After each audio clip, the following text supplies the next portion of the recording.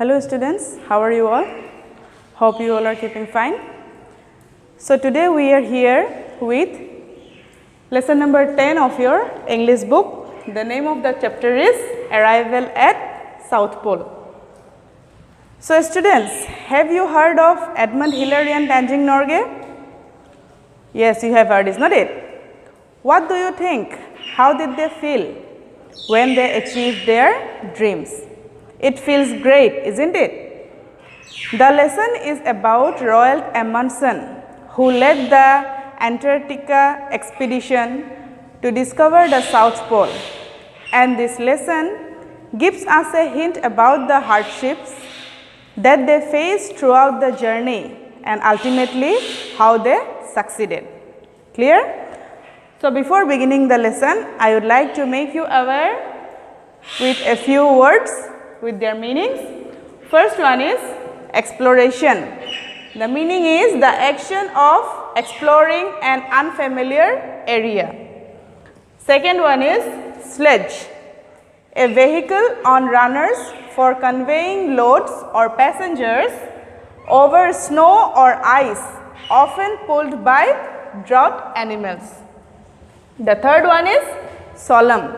The meaning is formal and dignified. So here the lesson starts the day before they reach their destination, and that night was a sleepless night for them because of a feeling of excitement that could be compared with the feeling a child has before the night of Christmas Eve. The next day, that is on 14th of December, they were ready, had their breakfast than usual days, and were ready to complete their exploration. They were 5, the Forerunner, Hansen, Wisting, Vigilant, and the Reserve Forerunner. By noon they reached 89°53' south and made ready to take the rest in one stage. The day was a different one. Sometimes the sky went over well, but at other time it was pretty bad. The dog also had dropped their scenting, and the explorer could see only endless flat plain ahead of them. At 3 in the afternoon, they could hear a halt from the drivers, and after examining their sledge meter, it was found that the goal was reached and the journey ended. Here the author says that he found himself in a diametrically opposite position to the goal of his desires, because his plan was to explore North Pole, but due to certain reason he could not, and now he is successful in exploring South Pole, which is just the opposite of his desire, both geographically and diametrically. So after this, they proceeded to the greatest and most solemn act of the whole journey, the planting of their flag. The honor of planting the flag was equally divided among 5 of them, as the success of the expedition was a result of their teamwork, not an individual work.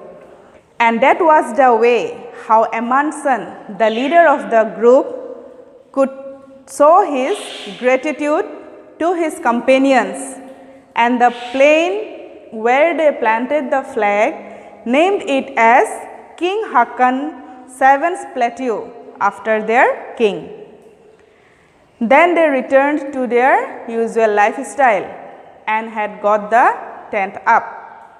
Meanwhile, they had to put an end to a dog life of their group. Then they returned to their usual lifestyle and had got the tent up. Meanwhile, they had to put an end to a dog's life of their group. Its name was Ledge. It was a useful and good-natured dog, but during the last week, he had quite fallen away.